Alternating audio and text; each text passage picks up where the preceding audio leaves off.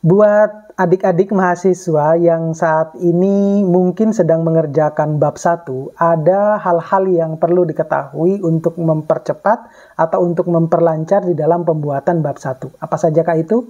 Ayo kita bahas. Assalamualaikum warahmatullahi wabarakatuh.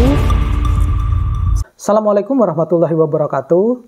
Nah, jadi di dalam apa yang akan saya share pada video kali ini, yaitu berkaitan dengan bagaimana sebenarnya saudara itu bisa dengan lancar membuat bab 1 khususnya untuk baik itu proposal maupun untuk skripsi. Nah, ada beberapa hal yang sebenarnya adik-adik perlu ketahui atau yang perlu dipertimbangkan untuk proses mempercepat pembuatan bab 1 ini. Nah, mungkin adik-adik belum tahu bagaimana sih sebenarnya caranya kita membuat ya atau merangkum sebuah kalimat di dalam bab 1 itu biar ya enak dibaca lah gitu ya. Kemudian langsung fokus gitu. Tapi sebelum lanjut, baik teman-teman yang baru mampir di channel saya, jangan lupa untuk subscribe, like, share, dan komen. Tapi kalau yang sudah juga bisa menonton video-video saya yang lain ataupun video ini secara full. Biar nanti Anda paham apa yang akan saya sampaikan di dalam video ini. Langsung, jadi ada beberapa hal yang harus saudara atau adik-adik harus perhatikan di dalam proses kita menulis bab 1 ini. Nah, ini seringkali terjadi ketika mahasiswa menulis bab 1 itu tidak fokus kepada apa yang sebenarnya mau diselesaikan. Nah, adik-adik perlu ketahui bahwa dosen itu tidak suka membaca tulisan yang terlalu bertele-tele. Atau dengan kata lain bahwa dosen itu tidak suka membaca tulisan yang tidak fokus pada intinya. Ya, bisa dianggap bahwa dosen itu mungkin tidak terlalu suka ketika melihat mahasiswanya yang menulis bab 1 itu tidak langsung kepada apa yang sebenarnya dia mau selesaikan. Nah, oleh karena itu adalah kunci pertama dulu, mahasiswa harus mengetahui bahwa oh, dosen saya tidak suka nih dengan membaca terlalu banyak apa yang saya tulis di dalam bab 1 tersebut. Nah, oleh karena itu, semestinya adik-adik yang sedang menulis bab 1 harus sudah memahami hal ini ya. Tetapi itu adalah bagian terkecil ya. Apa yang sebenarnya yang akan saya sampaikan di dalam video ini, yang pertama itu begini.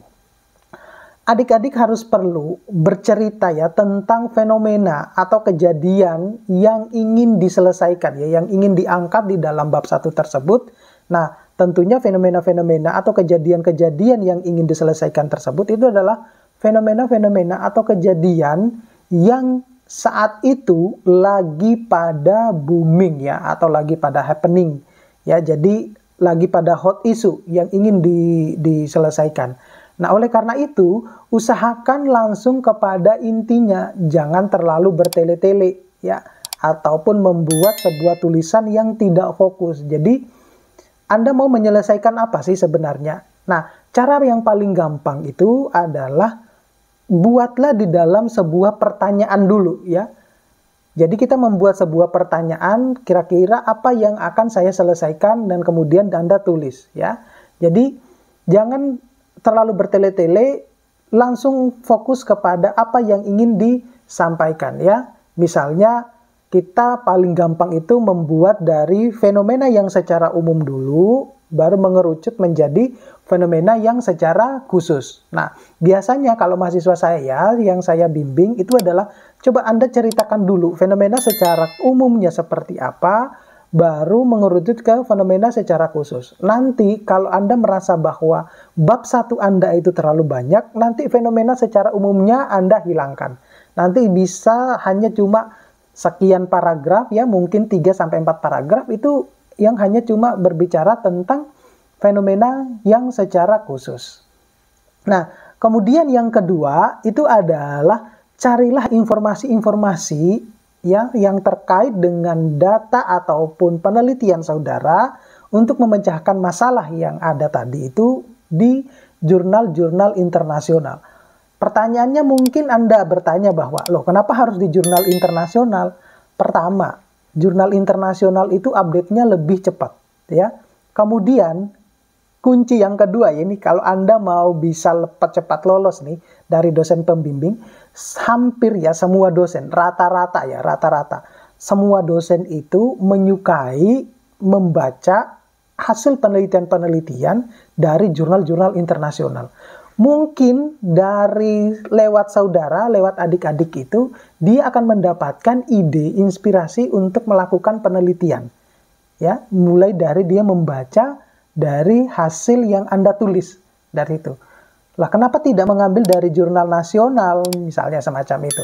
Nah, kalau jurnal nasional, berdasarkan hasil pengamatan saya maupun saya lakukan, itu adalah informasinya tidak terlalu update. Jadi kadang kita menyelesaikan permasalahan itu di jurnal internasional itu sudah beberapa tahun yang lalu. Contoh kecilnya seperti ini. Kita mau mengamati nih kondisi ekonomi di masa pandemi. Ya, mungkin adik-adik baru berpikir bahwa pandemi itu kan memang terjadinya tahun 2019 ya. Tetapi yang perlu Anda ketahui bahwa ketika baru muncul pandemi itu 2019, sudah muncul ratusan jurnal internasional yang membahas tentang COVID-19 sebegitu cepatnya.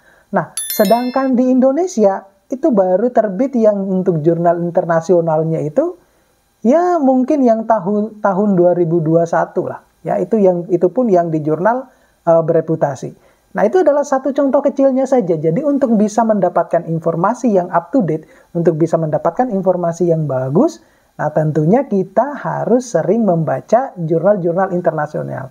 Oleh karena itu, sebaiknya baik itu bab 1 sampai ke bab yang lain, gunakanlah sumber sitasian yang berasal dari jurnal internasional, tentunya yang sesuai dengan topik penelitian saudara ya.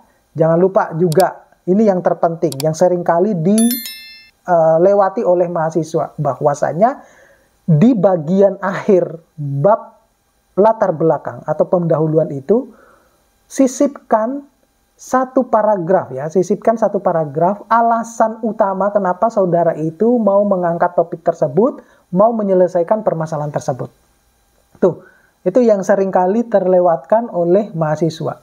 Ya, jadi di paragraf terakhir ya, satu paragraf saja, di paragraf terakhir di bagian latar belakang ya, di bab 1 itu sisipkan satu paragraf alasan utama saudara mau menyelesaikan permasalahan tersebut. Ya. Oke. Kemudian yang ketiga tentunya yaitu kita menguraikan ya pertanyaan-pertanyaan tentang fenomena tersebut di dalam rumusan masalah. Ya, jadi untuk mempermudah saudara, untuk mempercepat saudara menulis, biasakan adalah munculkan dulu pertanyaan ini. Ya, munculkan pertanyaan, kenapa sih saya mengambil topik ini? Kenapa saya mau menyelesaikan ini? Kenapa saya tertarik dengan ini? Nah, itu munculkan dulu pertanyaan-pertanyaan semacam itu, sehingga nanti akan mudah saudara menulis. Oh, seperti ini loh. Oh, seperti ini jawabannya. Saya maunya seperti ini. Dari situ, ya.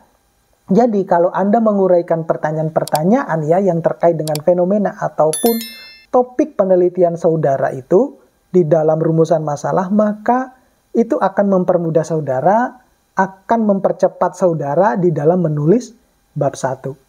Oke, jadi kembali lagi saya ingatkan bahwa bagi adik-adik yang saat ini sedang menulis bab 1, ya, coba diperhatikan dulu apa yang sedang ditulis itu apakah sudah benar atau tidak, ya.